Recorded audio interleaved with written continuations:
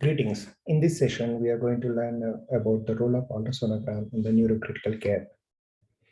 I'm going to cover the introduction, indications, methodology, and demonstrate some clinical scenarios. I'm not going to cover advanced uses, interpretation, and indices.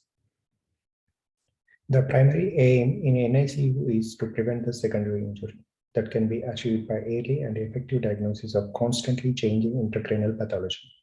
It requires constant monitoring of signs and symptoms and confirmation by advanced imaging.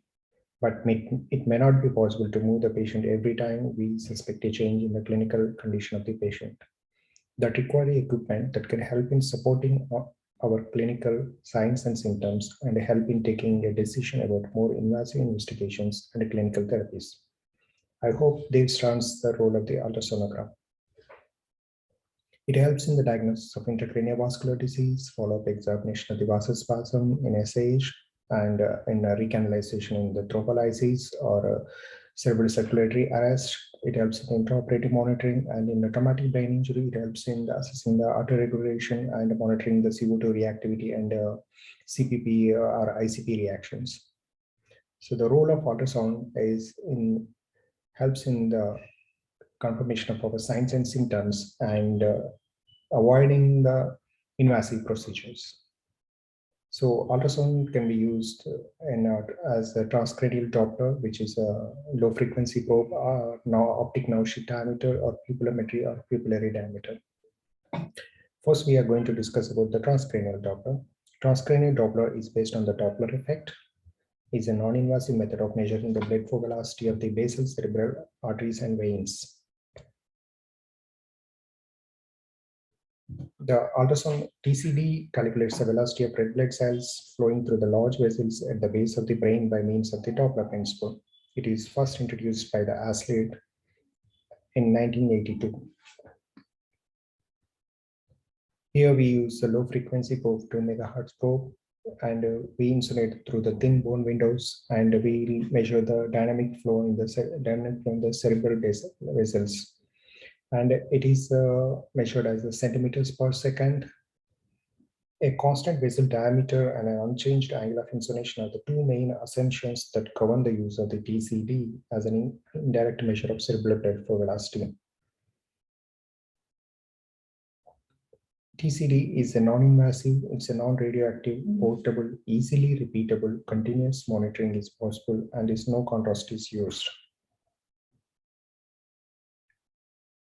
Before we begin, we're going to learn what are the indications for TCD, or all acoustic windows of TCD examination are available, how can the basal cerebral arteries are identified, how can the normal and pathological TCD sonogram be distinguished, is there any correlation between the TCD findings and symptoms. The limitations are the variation in the thickness of the bone with the age, gender, and race, and anatomical variation in the circular bellies. The failure rate of TCD is around 10 to 30%, and it is interfered by the surgical sutures, craniotomy flaps, and burr holes. This is the variation in the circular bellies, which is very difficult to interpret during our TCD. TCD helps in the measures of the cerebrovascular resistance, and that can be assessed by the measuring the cerebral flow velocities, which helps in peak systolic flow velocities, end diastolic flow velocity, and time averaged mean maximal velocities. The flow velocity waveform includes the systolic, diastolic, and time averaged mean values. Mean flow velocity is the least variation, is commonly used. In expert hands, the mean flow velocity of the MCA is minus 35 to 30 centimeters per second. And it is possible to transtemporally insulate the proximal segments of the M1 of the segment of the MCA in more than 90% of the people. The MCA carries about 60 to 70% of the ipsilateral carotid artery blood flow and can be regarded as a representative of the hemispherical cerebral blood flow. However, the successful ultrasound through the skull depends upon the thickness of the skull, which varies with the gender, race, and age. The failure rate is around 10 to 30%. There is a suitable risk means to secure the probe, and position makes the suboccipital route impractical.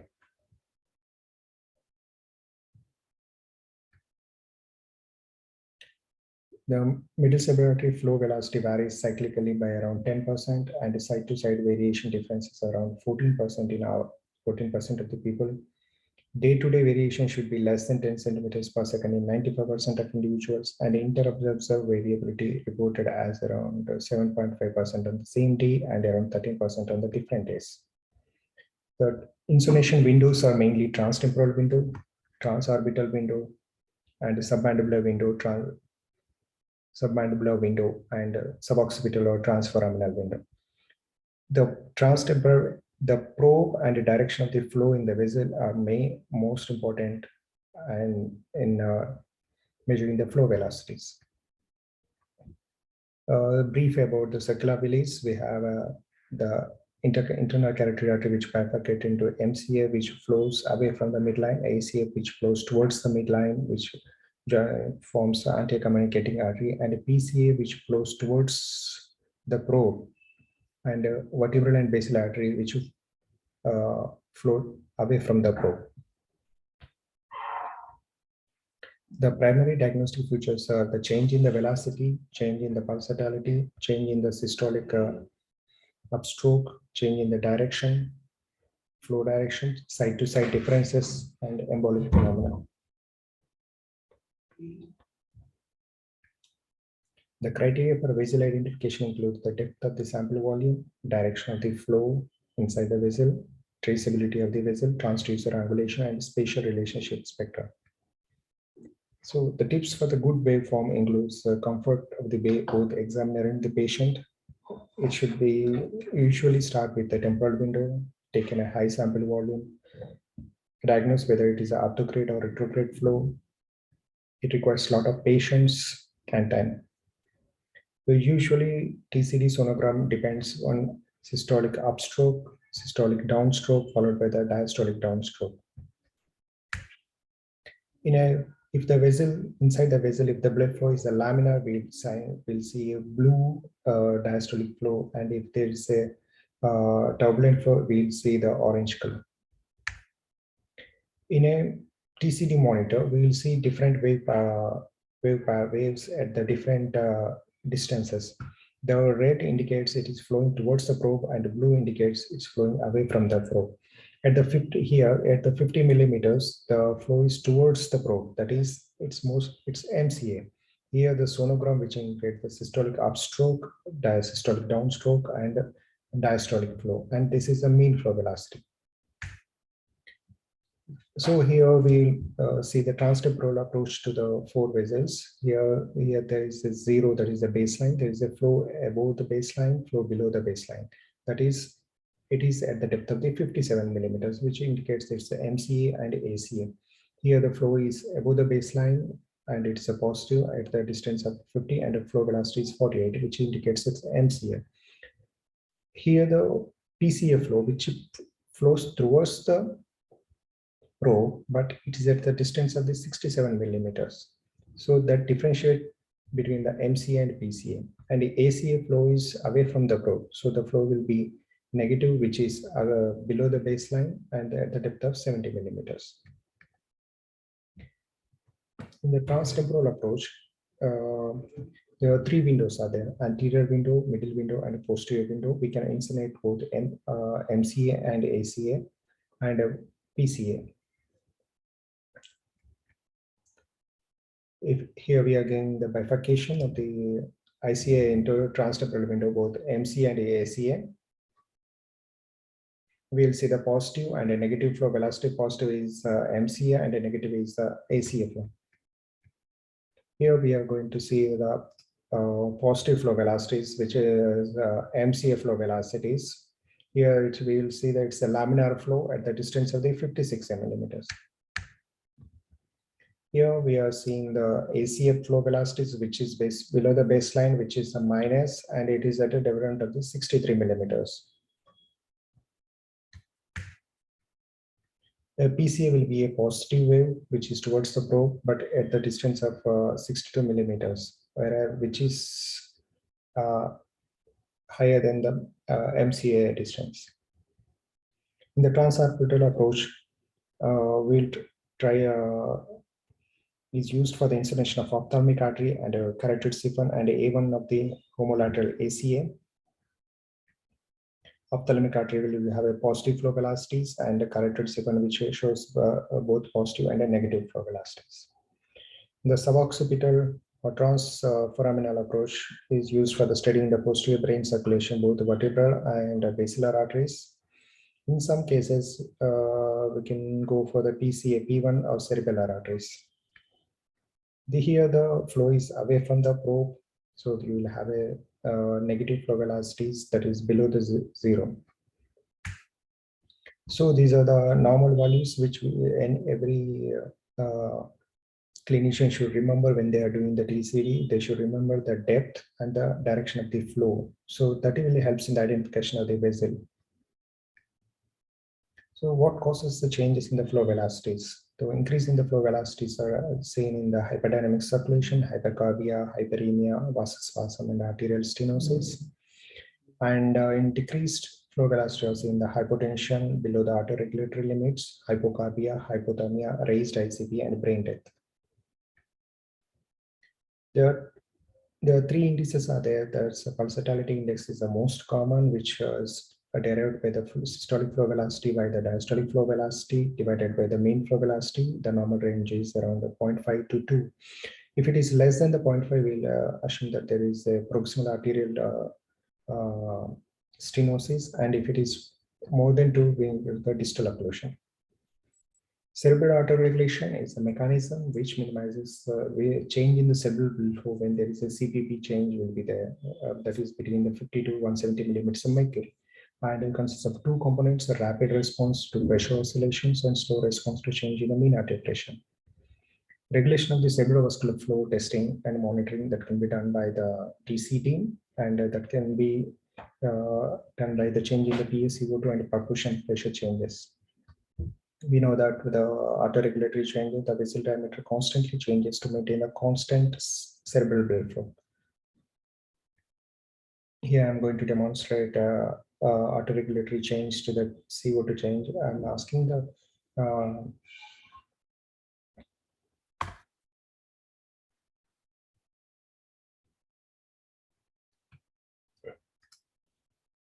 I'm asking the technician to hyperventilate and hypoventilate. I'm doing the transtemporal approach. Here we can see the here we are seeing at the 71 millimeters, that is the PCA. So here the positive flow velocities are there, and the peak flow velocities are 53. When the patient is is hyperventilating, we can see that the flow velocities will decreases. That indicates a hypocapnia. And when the patient starts hypoventilating or breath hold, the flow velocities comes to normal or rebound. So PaCO2 change is directly proportional to the cerebral blood flow, and every millimeter change in the PaCO2 changes the cerebral blood flow by 2 to 3%. So what are the roles of the TCD in an ICU? In a detection of the vasospasm, carotid artery disease, microemboli, acute ischemic stroke, sickle cell anemia, shunts, and TBI. In the subarachnoid hemorrhage, angiographic vasospasm is seen in 2/3 of patients. Significant direct correlation between the vasospasm after SAH and flow velocities is seen. And there is one ratio, that is the Lindegaard ratio, which is flow velocities of the MCA divided by the flow velocity of the extracranial ICA. The MCA intracranial vessels undergo vasospasm, but extracranial ICA remains normal. So when we compare the intracranial and extracranial velocities, we'll come to the Lindegaard ratio. So the criteria for vasospasm is mean middle cerebral artery flow velocity is more than 120 centimeters per second, and sudden rise in MCA flow velocity by more than 65 centimeters, whether day by day or 20% increase within a day, or Lindegaard ratio that is more than 3, that is the intracranial flow velocities are 3 times higher than the extracranial vessels. So the mild vasospasm is less than 120, moderate is 20 to 150, and severe is 150 to 200. TCD helps in acute ischemic stroke in the thrombolysis in brain ischemia trial, TB trial, they found that TCD correlates with the initial stroke severity, clinical recovery, and mortality in thrombolysis patients. It is graded as 0 to 5, where 4 is a stenotic, whereas a normal flow is established after thrombolysis, normal peak systolic flow velocity and endosystolic flow velocities. In the head injury, it can be used as a multimodality monitoring with other parameters like SJVO2. And when there is a raise in intracranial pressure, there is a change in the flow velocities, the way that can be identified continuous monitoring. And we can identify the change in the autoregulation or threshold of breakpoints. In the cerebral circulatory arrest or brain death, TCD helps in the continuous monitoring and time at which we can go for the further investigations. So initial, there will be a systolic normal flow, which is followed by the absence of the diastolic flow. Then there is the reversal of the diastolic flow. Then there is a circulatory arrest. So other uses is in the arterial malformations, where you can identify the feeder vessels in the postoperative period, or a perfusion pressure breakthrough, and monitoring of the mean arterial pressure. In the cardiac surgery, we can use in the microembolia or estimation of this cerebral perfusion. In obstetrics, in preeclampsia, increased midi-severity for various correlates with the toxemia. This is a new one that is coming, that is a robotic transcranial Doppler system that will minimize the inter-observer variability. It's a NovaGuide device, is efficacy of using them. Maximum cerebral velocity of more than 120 centimeters per second is the diagnostic threshold for MCA versus VAS. So now coming to the optic nerve sheath diameter, it is useful in the diagnosis of raised ICP. By serial monitoring of the diameter, optic nerve sheath diameter, we can identify the changes in the ICP. So we have to take the sagittal plane and the axial plane. The probe is placed over the closed eye. Here we'll measure, this is the junction of the optic nerve with the eyeball. We'll go beyond 3 millimeters. There we'll measure the diameter. If it is more than 5.8 millimeters, that indicates there is a raise in the ICP. It correlates with the raise in the ICP, and it's a surrogate marker. It cannot define the ICP value with the optic nerve sheath diameter. And we can see the pupillary reflexes with the ultrasonogram in a raccoon eye, or where we can identify in the normal abnormal eye or eye injuries. So we can use the ultrasound to see the pupillary reflexes to the light with the ultrasound. Here we are using the pupillary diameter. We can use the MO to the light reflexes. This is constriction and dilatation, dilated part and constricted part. So we can find the raise in the ICP with the papilledema. Here we see the papilla, and we can have to measure the distance between the cornea and the papilla, and we can find the raise in the ICP here. So papilledema absent, ONST normal, so clinical interpretation is normal. So in the presence of the papilledema, the papilla will be present, and ONST normal, pseudopapilledema, and presence of the papilla and enlarged, and ONST is enlarged, it indicates a raised ICP. Thank you.